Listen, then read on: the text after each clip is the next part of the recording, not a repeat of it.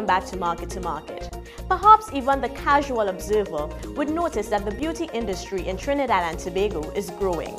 It seems that there are salons and spas on almost every street corner. Hairstylist and entrepreneur Kerry Mohammed shares his experience as a sought-after hairstylist and businessman, as well as what's happening in the industry. How did you get your start? How did you get involved? What happened was that some friends of mine encouraged me to come out and open a co-partnered salon. So it was myself, a hairstylist, another individual, esthetician, and another individual, a massage therapist. And we all went into business together to open a full salon spa in the Shoreowners area. And that's where I started off in my own business and then expanded to a sole trader. How did you actually learn to do hair? I guess hairdressing was always a gift, it was always a knack, and it was always something that came naturally to myself. And upon getting into the field and opening my own salon and my own business, then I pursued professional training, both locally and internationally. I'm currently being trained with Paul Mitchell and affiliated with Paul Mitchell and Reportage. How would you describe the local beauty industry? There's a huge change in the local beauty industry. When I started, it was something that it wasn't really a necessity. It was something that was only afforded to certain people. Now in today's world, and especially in Trinidad, the fashion and beauty industry is becoming far more recognized, and people are gearing towards the industry as it is now, as opposed to a trade 10 years ago. What it was is that 10 years ago, the beauty industry or cosmetology was considered a trade profession. Now, because of society and its needs, the fashion industry, the beauty industry, brands like Louis Vuitton, Carolina Herrera, all the beauty brands, even Claudia Pegas, Heather Jones, those brands have really made the beauty, hair, makeup, skincare a necessity. So it's now become part of our economic growth.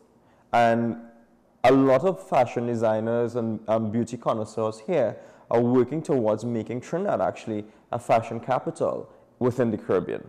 Are you saying then that you believe that the beauty industry can actually contribute significantly to the development, the economic development of our country? Most definitely, because for instance, we just came out of New York Fashion Week. Italy is also doing their fashion week as well too right now. And those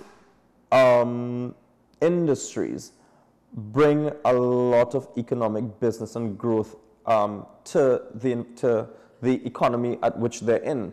I mean, they employ models, they employ photographers, they employ beauty cosmetologists, they employ hairdressers. So it goes far and wide, and I think the economic growth is there, and we do have a lot of talented people in Trinidad that I would be able to support that market. Can you put a value on the local beauty industry? The beauty industry is worth approximately $30 billion. Like for instance, Paul Mitchell, the brand alone, is roughly, that is what they're worth. They're worth about $30 to $35 billion.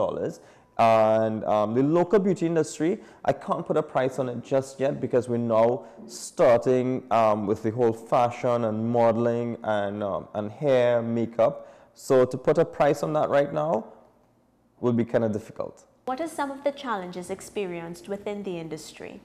Education.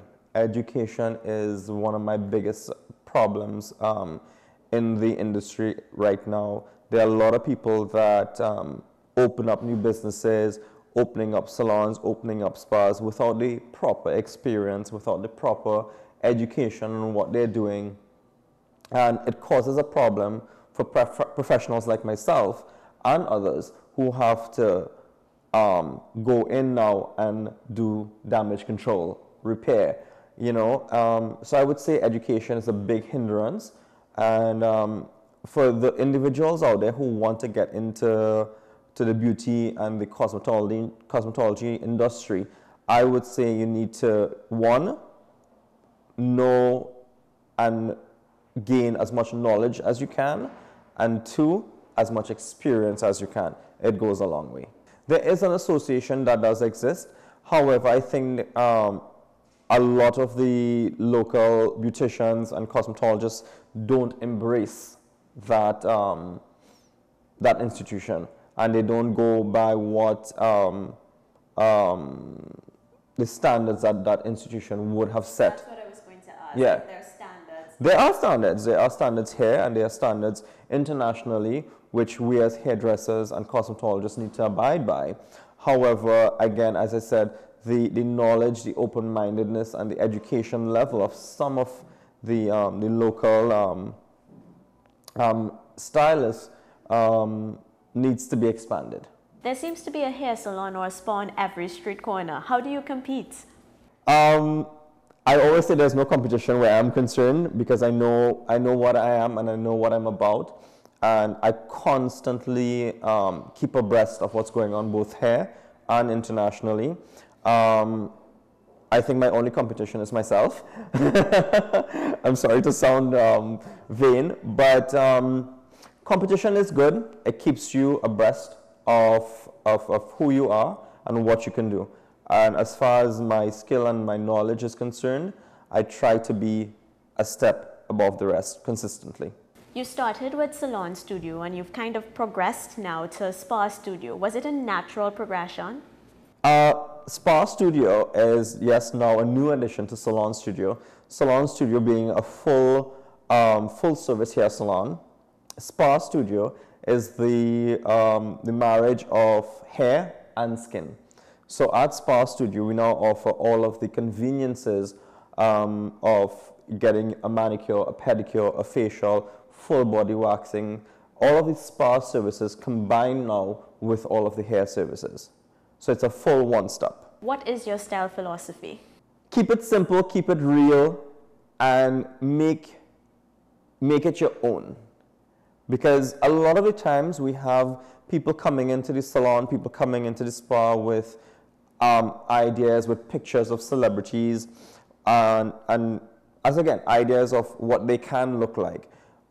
The thing is that each person is unique and individual, and so too should their style be. What are some of your greatest accomplishments as a stylist? Being able to expand my business.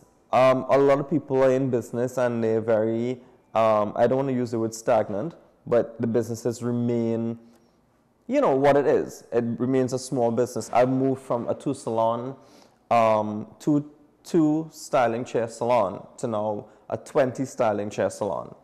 And then, of course, the expansion of, or the addition of Spa Studio, which is to complement the salon, has also been another great accomplishment.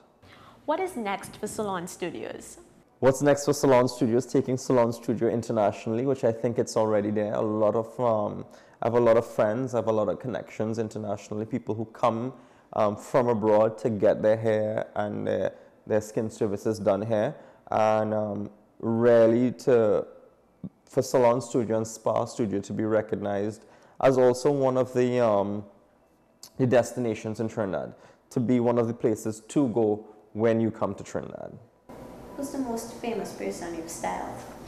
Famous person I've styled. I've worked with Mona Scott from For the Love of Hip Hop, also a very good friend of mine, and my cousin, who also owns American Talent Agency, he's in connection with a lot of models, a lot of singers, songwriters, so I've had the opportunity to work alongside him as well. How can interested persons get in contact with you? We are located at Gaston Courts in Launch Park. This is next to the Passport Immigration Office, and our telephone contact is 672-6863 or 714-0104. We're also available on Facebook and other social networks. What is Bitcoin? Bitcoin is the first decentralized digital currency. Bitcoins are digital coins you can send through the internet. Compared to other alternatives, Bitcoins have a number of advantages.